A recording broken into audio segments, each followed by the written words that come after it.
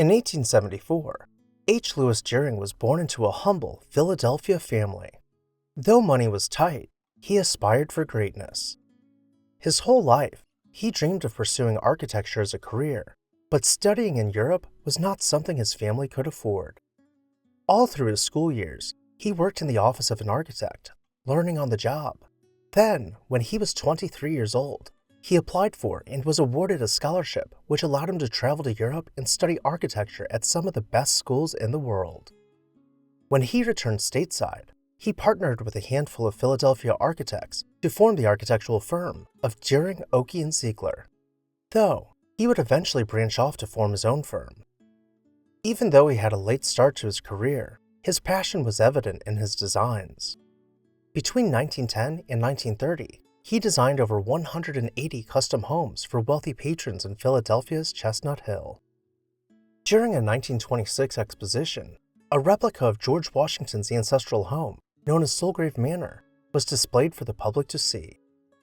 Louis became obsessed by the attention to detail in the replica, and when the exposition was over, he convinced his primary patron, George Woodward, to purchase the interiors and have him carefully mark every piece and then reassemble the rooms inside of his own home. His flawless reconfiguration of the display caught the attention of other, extremely wealthy clients who hired him to disassemble and reassemble entire English manor houses in the United States. In 1928, Frederick Nolting purchased a grand Georgian mansion known as Rocky Mills. It had been built in Hanover County, Virginia, and had stood proudly on its heritage site since 1750. Louis painstakingly labeled every piece of the house and had it carefully disassembled and reassembled in Henrico County, Virginia. But he made a few changes along the way.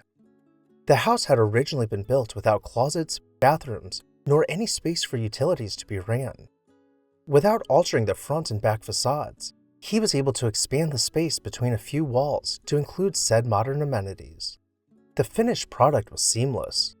Had you not known that a central spine had been added to the house plan, there were no gaps in the millwork nor the artisan plaster to suggest that anything had ever changed.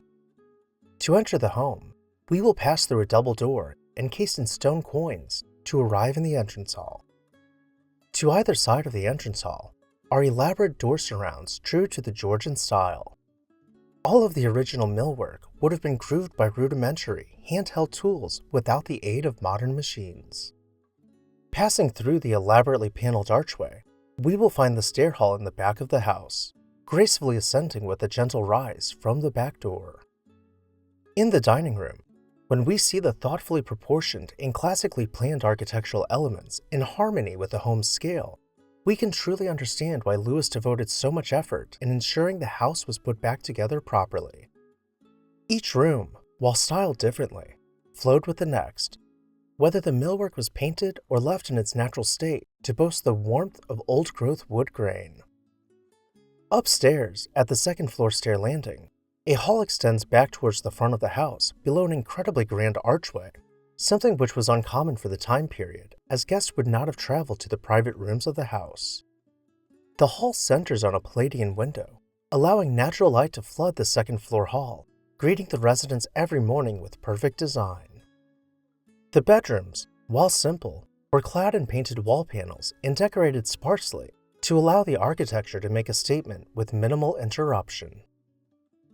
Thankfully, the home went on to be enjoyed by many subsequent owners and has retained much of its original detailing with very few modifications.